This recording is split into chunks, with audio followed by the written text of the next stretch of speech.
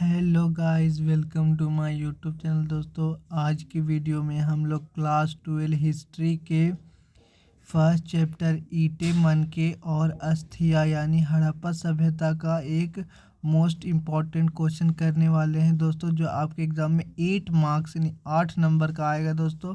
तो आइए इस वीडियो को शुरू करते हैं। तो दोस्तों, ये क्वेश्चन जो हमारे होने वाला है यह हड़प्पा सभ्यता की विशेषता से संबंधित है और हड़प्पा सभ्यता की सुंदरता से संबंधित है। तो दोस्तों, सबसे पहले मैंने आपके लिए एक यहाँ पे AI इमेज बनाया हुआ है दोस्तों। आप देख सकते हैं कि यहाँ पर हड़प्पा सभ्यता में क्या क्या है। स्नानागार के दिखाया गया है, फिर 4 पहिए वाला एक टैंक दिखाया गया है यानी व्यापार होता हुआ दिखाया गया है, और लोग बाज़ारों में जाकर बेच रहे हैं, और कई लोग सामान निर्माण कर रहे हैं, लोग आ रहे हैं, जा रहे हैं, यात्रा कर रहे हैं। पकी हुई ईंटें यहाँ पर रखी हुई है। इन सभी चीज़ों के बारे में बताया गया है। तो आइए दोस्तों, इस वीडियो को शुरू करते हैं और क्वेश्चन को देखते हैं। तो दोस्तों, हमारे सामने क्वेश्चन है, हड़प्पा सभ्यता के नगरों की विशेषताओं का वर्णन करें। दोस्तों, इस प्रश्न में पूछा गया कि हड़प्पा सभ्यता की नगरों की क्या क्या विशेषता है, हमें वही बताना है। तो दोस्तों, इसका उत्तर होगा हड़प्पा सभ्यता, जिसे सिंधु घाटी सभ्यता भी कहा जाता है, प्राचीन विश्व की सबसे उन्नत और संगठित सभ्यताओं में से एक है। इसके नगर नियोजन की निम्नलिखित विशेषताएं हैं। पहला है दोस्तों, नियोजित नगर निर्माण, यानी जो हड़प्पा सभ्यता की नगरें थी बहुत अच्छे ढंग से बनाई गई थी। हड़प्पा सभ्यता के नगर नियोजित तरीके से बनाए गए थे। नगर ग्रिड प्रणाली पर आधारित थे, जिसमें सड़कें एक दूसरे को समकोण पर काटती थी। सड़कें चौड़ी और पक्की थी। घरों और सड़कों के बीच की दूरी को सही ढंग से मापा गया था। दोस्तों, जो हड़प्पा सभ्यता की जो नगरें थी उसमें जो सड़कें थी वो ग्रिड प्रणाली पे बनाई गई थी, यानी वो एक दूसरे को 90 डिग्री पर काटती थी। घरों से सटी हुई एक सड़कें होती थी जो मुख्य सड़कें से मिलती थी। इससे लोगों को आने जाने में कोई दिक्कत नहीं होती थी, और घरों और सड़कों के बीच की दूरी अच्छे से माप कर बनाई गई थी। और दोस्तों, दूसरा पॉइंट है नगरों का विभाजन। हड़प्पा के नगरों को 2 भागों में विभाजित किया गया है। दोस्तों, ये 2 भागों में इसलिए विभाजित किया गया था ताकि पता चल सके कौन व्यक्ति अमीर है और कौन व्यक्ति आम जनमानस यानी गरीब है या आम व्यक्ति है। तो दोस्तों, पहली थी ऊपरी नगर और दूसरा कहा जाता है निचला नगर। और दोस्तों, ऊपरी नगर का ऊंचाई वाला भाग, जिसे गढ़ या दुर्ग कहा जाता है, यह प्रशासनिक भवन, भंडार गृह और सबसे बड़े स्नानागार स्थित है। यह हिस्सा दीवारों से घिरा हुआ था और यहाँ केवल उच्च वर्ग के लोग रहते थे। दोस्तों, ये जो उच्च नगर था जिसे दुर्ग या गढ़ कहा जाता था, यहाँ पर प्रशासनिक कार्य होते थे और भंडार गृह थे, यहाँ पे अनाज रखे जाते थे, और स्नानागार भी यहीं पर स्थित होते थे। और दोस्तों, यह हिस्सा दीवारों से घिरा हुआ भी होता था, जिसे किलेबंदी हम लोग कहते हैं, और उच्च वर्ग के लोग इसी क्षेत्र में रहते थे। जो बड़े बड़े मंत्री, शासक ये सब होते थे, ये सभी इसी क्षेत्र में रहते थे। और दोस्तों, दूसरा है निचला नगर। यह सामान्य जनता के रहने का क्षेत्र था। यहाँ आवासीय भवन और बाजार तथा कार्यशालाएं होती थी। दोस्तों, ये जो निचला नगर था यहाँ पर लोगों के घर हुआ करते थे, बाजार हुआ करती थी, और फैक्ट्रियाँ यानी कुछ निर्माणशालाएँ होती थी, यानी जिसमें काम करते थे लोग, उसी को कहते हैं कार्यशालाएँ। तो यहाँ पर हुआ करती थी। और दोस्तों, तीसरा पॉइंट है पक्की ईंटों का उपयोग। हड़प्पा सभ्यता में भवन निर्माण कार्यों के लिए पक्की ईंटों का प्रयोग किया जाता था। ये ईंटें समान आकार और उच्च गुणवत्ता की होती थी। दीवारों को मजबूत और टिकाऊ बनाने के लिए गारे और चूने का प्रयोग किया जाता था। दोस्तों, जो हड़प्पा सभ्यता की मकान बनाया हुआ था वो ईंटों द्वारा बनाया गया था, और ईंटों का साइज, सभी ईंटों का साइज सेम होता था यानी बराबर होता था, और अच्छी क्वालिटी की होती थी ईंटें, और उसमें दीवार को मजबूत करने के लिए चूने और गारे का उपयोग किया जाता था। और दोस्तों, चौथा पॉइंट है आवासीय भवन। घर साधारण लेकिन सुविधाजनक होते थे। घरों में आमतौर पर एक आंगन और कई कमरे होते थे। अधिकांश घर 2 या 3 मंजिले होते थे। हर घर में एक कुआं और स्नानागार होता था।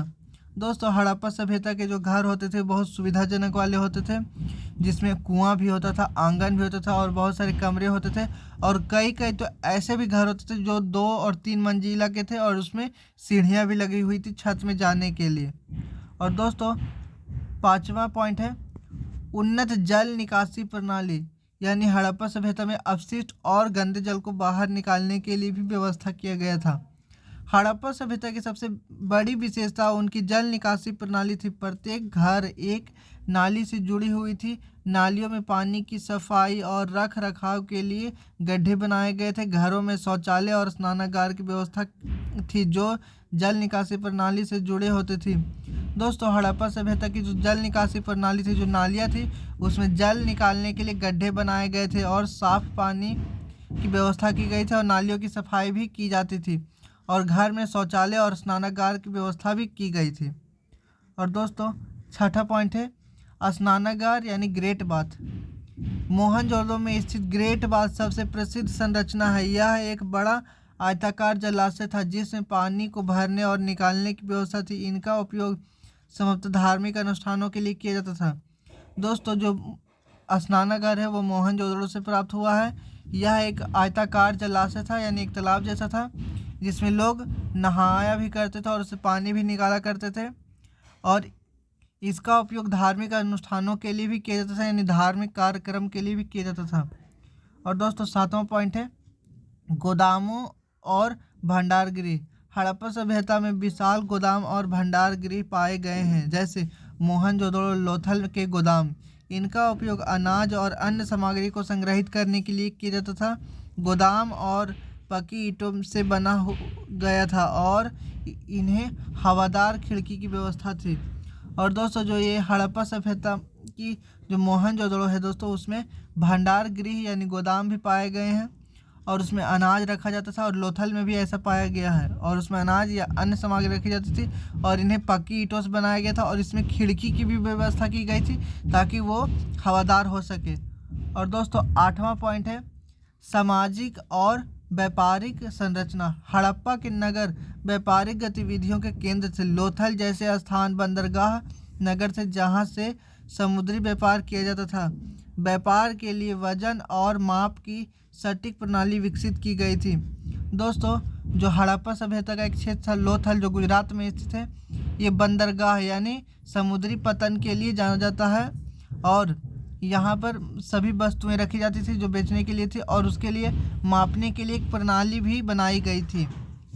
और दोस्तों ये 8वां पॉइंट हमारा ख़त्म हो चुका है और हम लोग अब इसी से 5 संबंधित MCQ क्वेश्चन करने वाले हैं दोस्तों। तो आइए शुरू करते हैं। तो दोस्तों हमारा पहला प्रश्न है हड़प्पा सभ्यता के नगरों की सबसे प्रमुख विशेषता क्या है। आपके सामने ऑप्शन है दोस्तों ए विशाल मंदिर का निर्माण, बी योजनाबद्ध नगर विन्यास, सी महलों की अधिकता या डी पत्थर की सड़कों का उपयोग।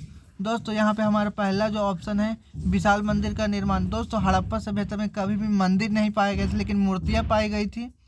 और दूसरा है योजनाबद्ध नगर विन्यास, यानी नगरों को योजनाबद्ध तरीके से बनाया गया था। ये बिल्कुल सही ऑप्शन है दोस्तों, बी योजनाबद्ध नगर विन्यास।